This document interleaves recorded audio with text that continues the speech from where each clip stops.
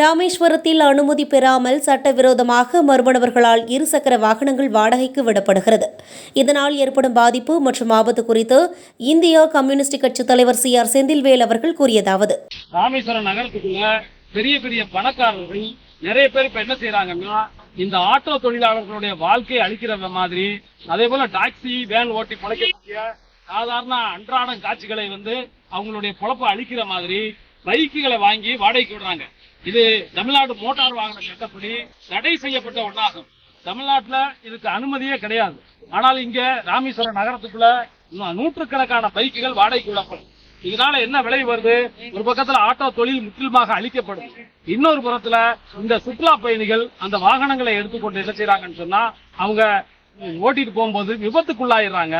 பல பேர் வட மாநிலத்தை சேர்ந்தவங்க தெரியாம வாங்கிட்டு போய் விபத்துக்குள்ளாகி அடிபட்டு கிடக்காங்க.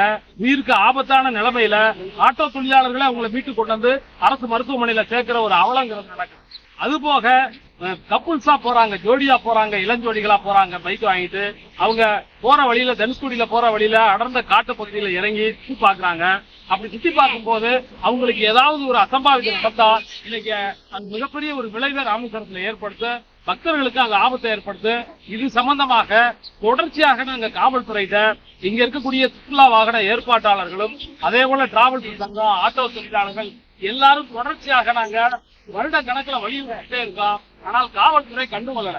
இங்க இருக்கக்கூடிய ஒரு சில காவல்துறை அதிகாரிகளை அவங்களுடைய தயவுல அவங்க நடத்தக்கூடிய லாட்ஜ்கள்ல ரூம் ஓசியா தங்குற ஒரு கேவலமான நிலைமையில இங்க இருக்கக்கூடிய அதிகாரிகள் ஒரு சிலர் இருக்காங்க. இதெல்லாம் மாவட்ட காவல்துறை கவனத்துல இருந்து உடனடியாக இந்த பைக்கை தடுக்கலாம். இது சம்பந்தமாக பல முறை மனு கொடுத்து கேட்கல. இனிமேல் இது இன்னும் தொடரும் சொன்னா இங்க இருக்கக்கூடிய ஆட்டோ தொழிலாளர்கள் எல்லாரும் சேர்ந்து அந்த சட்டத்தை நாங்களே கையில் எடுக்க வேண்டியது வரும். இதனால சட்ட ஒழுங்கு பிரச்சனை ஏற்படுது அப்படின்னு சொன்னா அதற்கு மாவட்ட காவல்துறை தான் பொறுப்பு. அதனால உடனடியாக இதை தடுக்கணும். இல்லைன்னா நாங்களே நேரடியாக களத்துல இறங்கி தடுக்க வேண்டியது வருங்கிறத மாவட்ட காவல்துறைக்கு நாங்க ஆட்டோ தொழிலாளர்கள் சார்பாக எச்சரிக்கையாக தெரிவித்துக் கொள்கிறோம்.